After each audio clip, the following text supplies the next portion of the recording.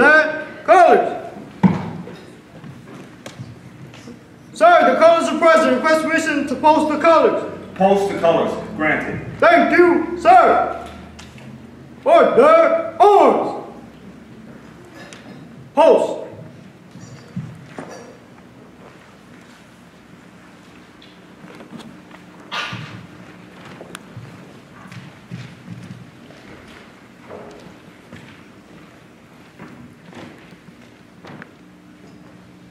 Present arms.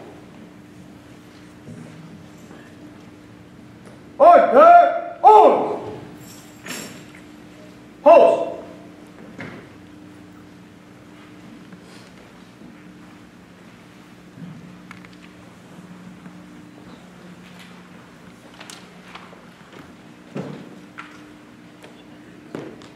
Center stand. March. Guards, about face.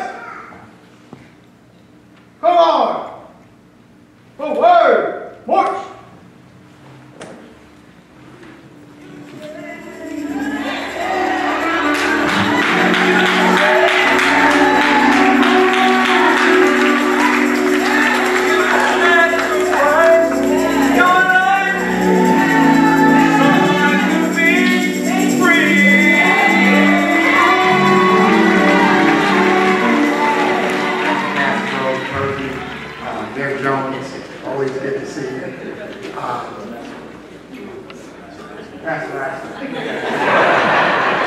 Long weekend.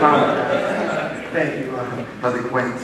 But it's truly, Councilman Cotton, good morning.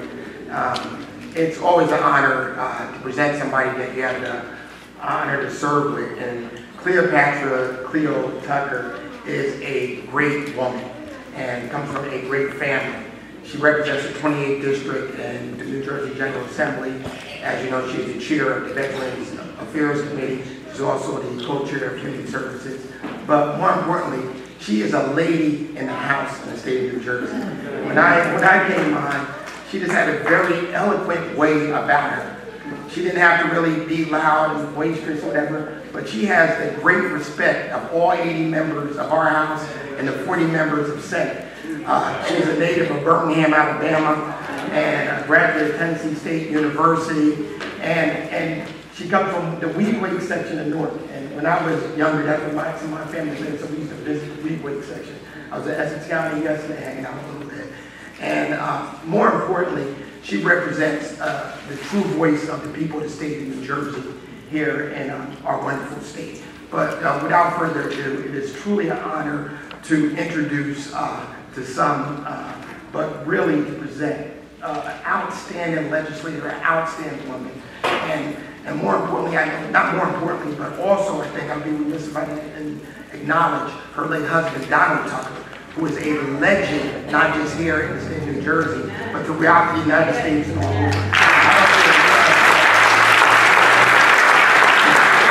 In my travels, your name comes up so often. When I talk to people, it's like, wow, I feel like I knew him personally because of the work he did for the people. And, I really, would be remiss also if I didn't acknowledge and thank Calvary Baptist for helping re-elect us to the General Assembly last year.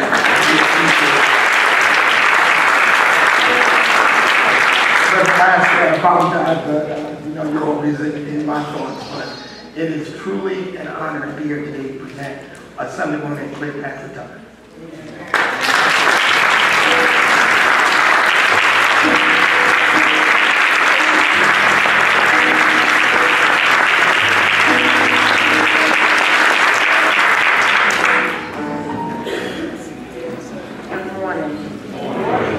Give an honor to God who's the head of my life.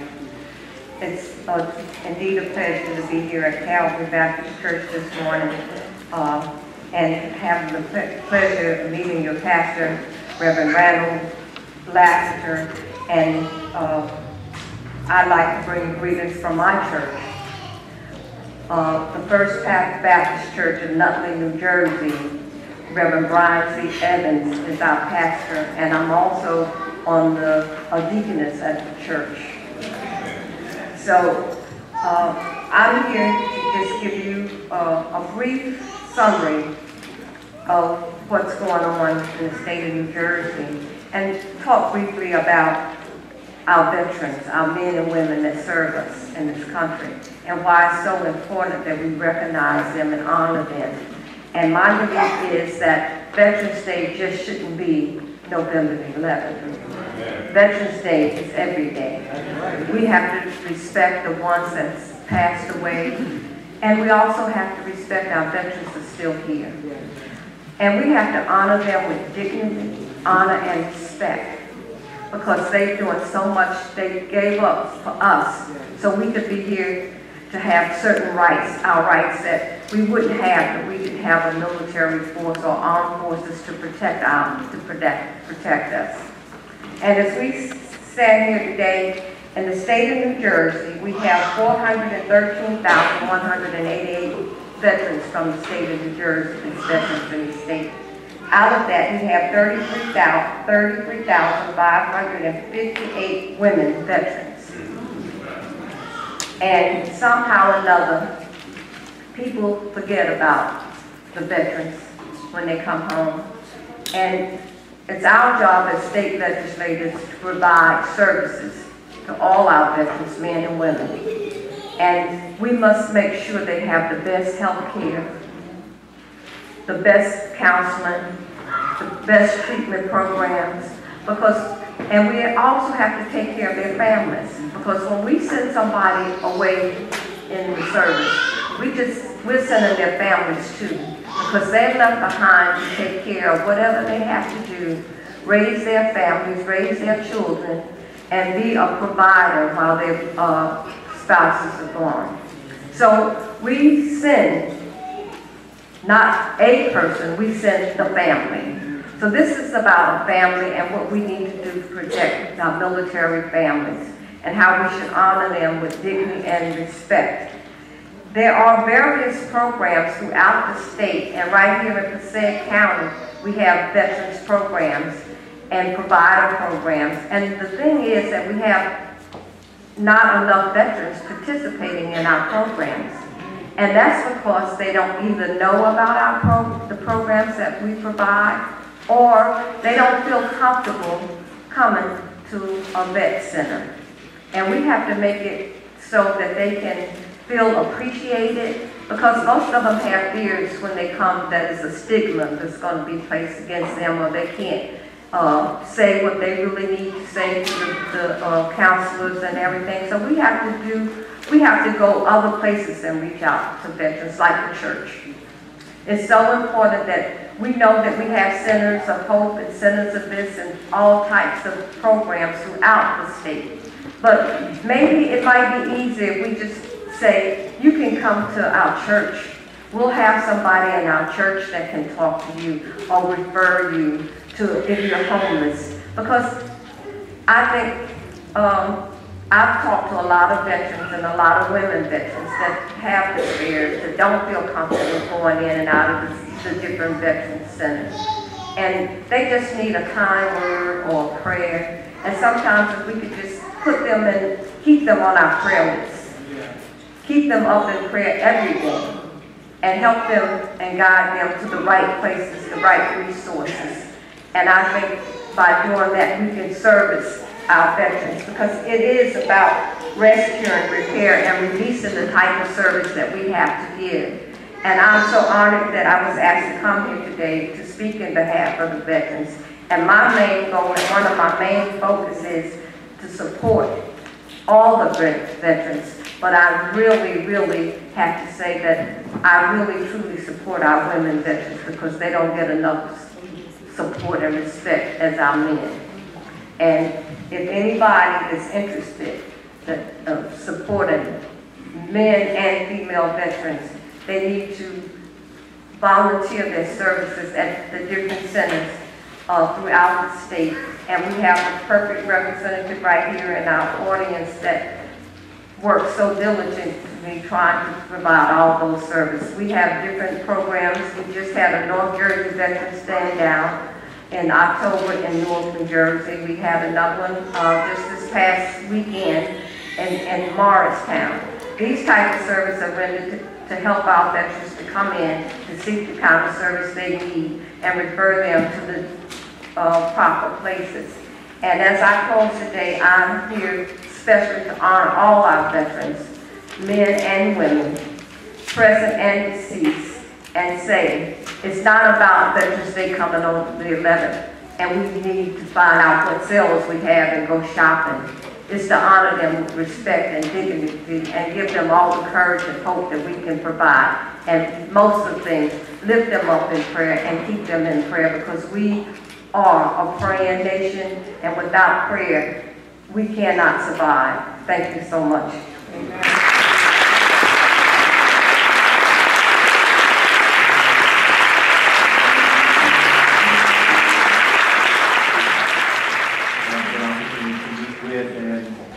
Say hello to the veterans who are here assembled. Is that okay? Yeah. To Pastor Lassiter, First Lady Crystal Lassiter, to you on the road, Pastor Rose Meredith, and most definitely to the Assemblywoman. Isn't that nice? We thank you so much for attending and for your words.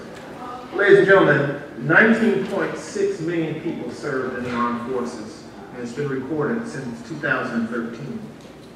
19.6 million. And I say that to say that if you didn't know, there's a whole lot more folks who stood up and tried to protect and defend our shores. And that number is completely large when you think about the population and overall. And yet the fight must continue. Yes, sir. We're hearing about ISIS, we're hearing about everything else. But more importantly, I guess, as someone was mentioning, we have to pay closer attention to what happens upon the return. Yes, sir. I can tell you that it's once we discharge and we return back to civilian life that the world becomes very unshaken. That there are no parades when you leave the armed forces. I just want to make sure we're aware. Yeah, you could win the Super Bowl. You could win the pennant race for the World Series and the NBA. But you present your soul, your spirit, your life on foreign shores, and the best you might get is how you live. And that's okay. I'm not here to criticize, I'm not here to question. I'm just here to say that all too often the veteran, men and women, are in struggle. The struggle is trying to figure out what's next. And we're thankful that there's some recognition that it's more to us than just someone who donned a uniform. That's someone who went off to fight a war. It's about someone who tried to preserve what we know best. You. We stood, I suspect, to ensure that our churches and our schools and our neighborhoods and our playgrounds and our parks, that they would be standing. That's it.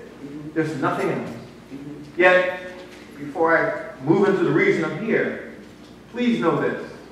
I don't think there's ever been one military man or woman who enlisted and said that I give my life this day. That is my expectation, that I'm just going to freely give my life. I just want to make sure we're clear. That has never had to have been the answer or the question.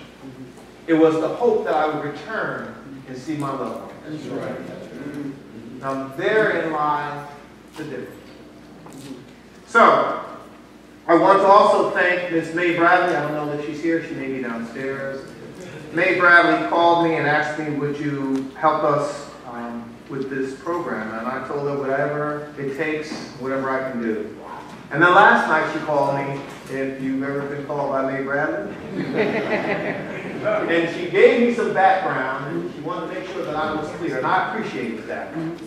And it is my understanding that this is just the beginning of how Calvary Baptist Church at least celebrates and honors those men and women who have stood in the trenches with the expectation for democracy.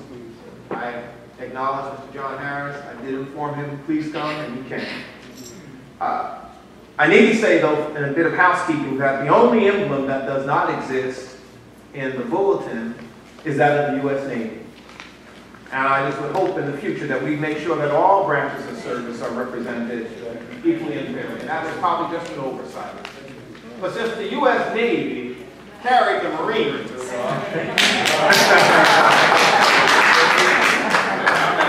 the U.S. Navy carried the Marines into battle, wherever that may be, I don't want to leave them out. So, I'm going to ask, as I call your name if you're here, to stand to be acknowledged. And I would also ask those of you who may be attending the service this morning from another church that you would also stand so we can acknowledge you. The list I have says Mr. Paul Barnes, U.S. Army. And if there's a representative of his family who'd like to stand, we would appreciate that. Mother Barnes.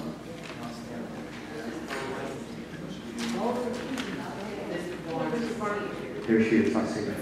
Mr. Carney Bragg, Army National Guard. Alvin Bush, Army National Guard. Army? I apologize. Army. You know, I never did quite know that. We have an active serviceman, Mr. Raymond Coleman. He's active.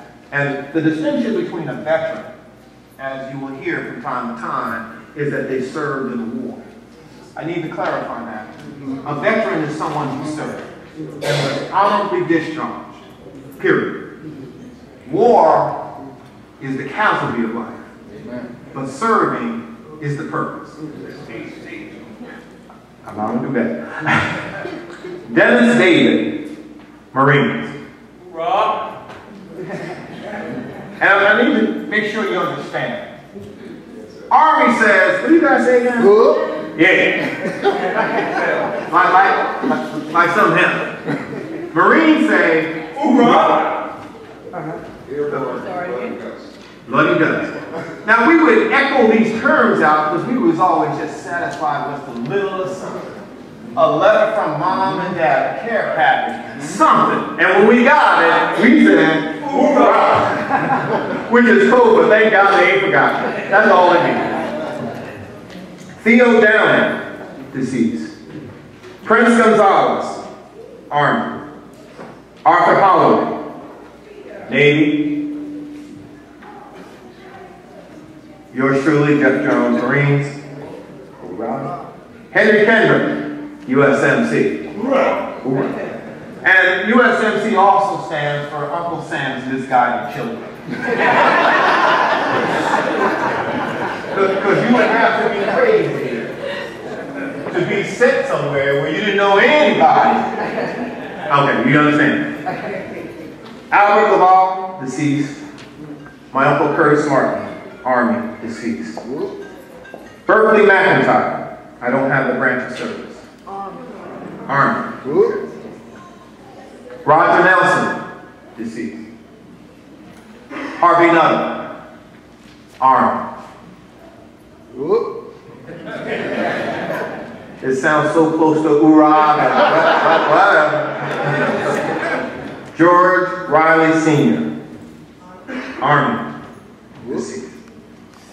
Reverend Albert P. Rowe, Army.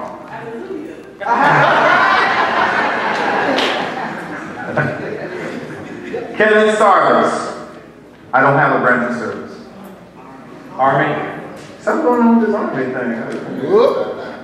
Willie Smith, Navy. Jerome White, USMC. Mr. Harold Williams, U.S. Navy. Harold, what do you guys say? Just I'm curious. I don't hear that. Y'all don't say nothing. Okay, work with that. They don't say nothing, just get us there. Zandy Wooten, who is also active and I understand will be commissioned as an officer forthcoming. And Kirkwood, Navy. Thank you very much. So I would ask that all of those of you who are assembled this morning to please stand as you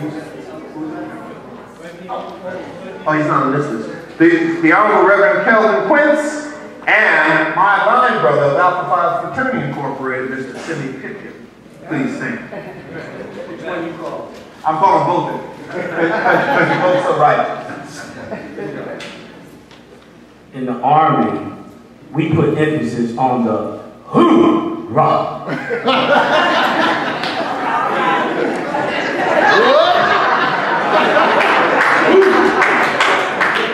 President counted for us, sir. I'm about to take my seat because as the history of armed forces goes, the Army and the Marines always had this challenge. Okay? And maybe that's why we sound so much alike. But there's one thing that will distinguish one from another. Those dress blues. Say it again. I'm not trying to go there. So, ladies and gentlemen, veterans, one and all, and to all the families, you know best what it took, the sacrifices. And so it's my pleasure to read to you a certificate that will be presented to each of the veterans assembled downstairs. And it reads, Certificate of Appreciation in honor of our veterans, presented to each of the members identified. And in closed caption it says, an American hero. This honor is bestowed with admiration and heartfelt gratitude for your stellar service to our country and ongoing contributions to our community. By the Dorcas Missionary Society, Calvary Baptist Church at 575 East 18th Street, Reverend Dr. L.P. Rose Square, Paterson, New Jersey, on this November 8, 2015. May Bradley, President, Deacon Jerome White, Worship Leader, Reverend Dr. Bramble Moses Lazarus, Senior Pastor, and Reverend Dr. L.P. Renz P. Rowe, Pastor Emeritus. Ladies and gentlemen, it's been my pleasure, it's been my honor, and to those who serve,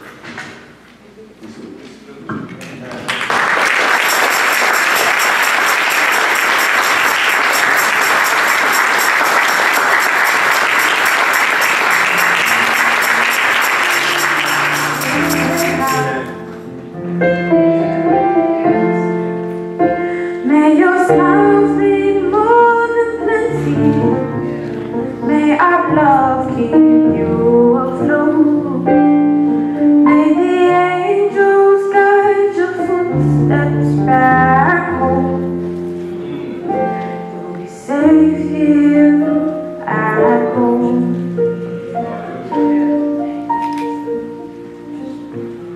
Don't worry, dear, I'm here for you. Don't mind those fears, push on through. We'll cheer on from the sidelines.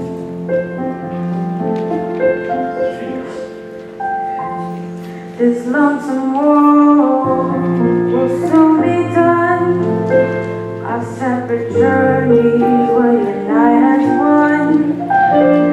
Pray with patience, blessed income. No longer must I sit and wait. Soon I will get to set the date. All because my trust in faith will reunite again.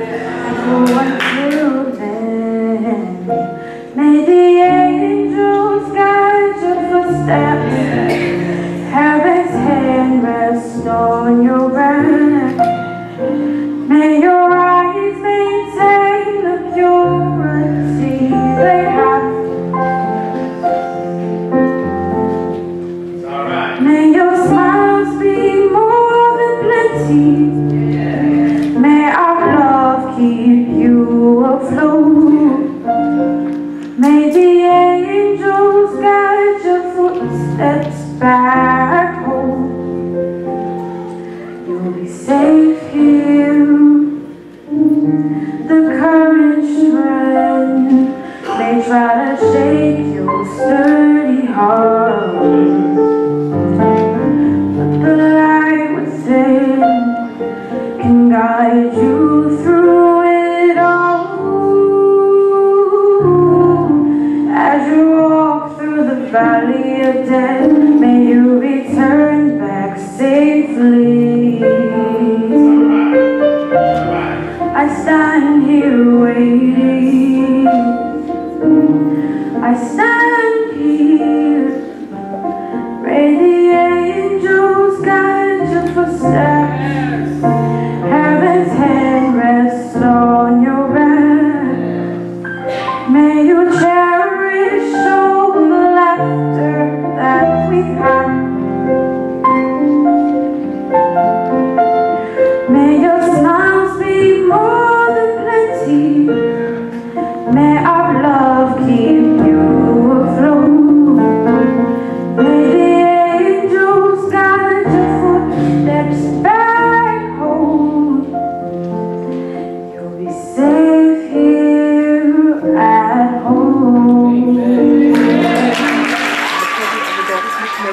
everybody. This is our second annual military worship service. I would like to thank everyone for coming. It was a pleasure for me to plan and do this event. Next year will be even bigger and better with the collaboration with other churches who have many, many military veterans. God bless. That's enough. Kind of thing. I don't like to take pictures.